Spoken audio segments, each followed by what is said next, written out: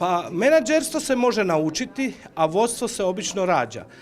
Vodstvo je duhovno, a menadžerstvo je vještina. Vještine se uče, a isto tako kad ste vođa morate raditi na sebi. Da bi mogli biti vođa morate moći prvo popravljati sebe i mijenjati svoje slabe osobine da bi vas drugi ljudi mogli slijediti i da bi vam drugi ljudi mogli vjerovati.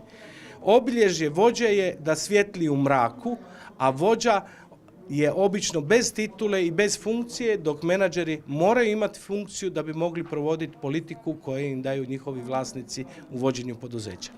I kakve su dobre vlastnosti? Pa najvažnija osobina vođe je da zna dijeljenje. Dijeljenje je investiranje. Većina ljudi znaju množiti i zbrajati, ali ne znaju dijeliti.